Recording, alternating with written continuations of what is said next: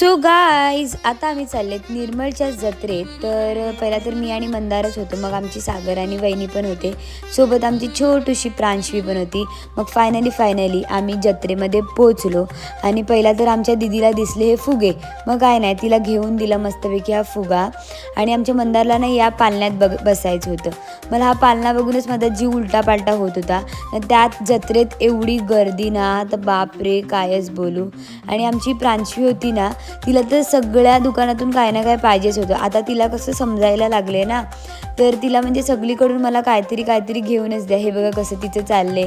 आणि त्याच्यानंतर मग काहीतरी घ्यावं म्हणून वहिनीने आणि मीने हे क्लिप्स घेतले जत्रेतून. आणि नंतर हा भांडीवाला होता ना, नुसता कटाट करायला लागलेला. त्याला बघून तर अर्धा आम्हाला इरिटेट व्हायला लागलेलं. एनिवेज आमच्या वहिनीने पण तिथून काहीतरी भांडी घेतली. आणि मग आपली निर्मलची जत्रा बोललं तर तिथे हे कंदमुलं, वसईची फेमस सुकेली आणि आपली ही जत्रा केवढी फेमस आहे हे तर तुम्हाला माहितीच आहे. मग आम्ही ना ही पहिल्यांदा असेल का आम्ही या पाळण्यात न बसता या जत्रेतून निघालो, बिकॉज एवढी गर्दी होती ना सगळीकडे, तर काय करावंसंच वाटलं नाही. आणि हे बघा आमच्या दिदीला ना परत काहीतरी पाहिजेच होतं. मग येस, प्रत्येक जत्रेचा एक नियम असतो की फालुदा खाल्ल्याशिवाय जत्रा मला इनकम्प्लीट वाटते.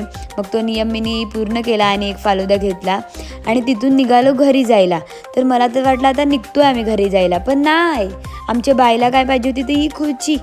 घरी एवढ्या खुर्च्या आहेत त्याच्यावर हिला बसायला नको, निगडी जत्रेतल्या खुर्च्या पाहिजेत. आता कायच बोलणार, मन डायवर्ट करायला तिला दुसरं पण खेळणं दाखवलं, पण नाही, हिचं मन तरी या खुर्चीवरच आलेलं. मग असं करत करत तिला तिकडून काढलं, पण ती काय निघत नव्हती. मग आम्ही निघालो काहीतर खायला जायला. मग गेलो पिझ्झा मॅनला. आणि हे दोघं तर पहिलाच येऊन राहिलेले तिकडे. आणि हे आमच्या प्रांशीचं मस्त सगळ्यांसोबत चावम्याव चाललेलं. एकदम क्यूट पोरी आहे रे आमची, भारी. त्याच्यानंतर आम्ही ऑर्डर केलेलं फूड वगैरे आलं. मस्तपैकी आम्ही पेटपूजा वगैरे केली आणि नंतर आम्ही घरी जायला निघालो. तर येस, यांची काय माहिती काय कॉन्ट्रोवर्सी चाललेली. So yes, that's it for the day.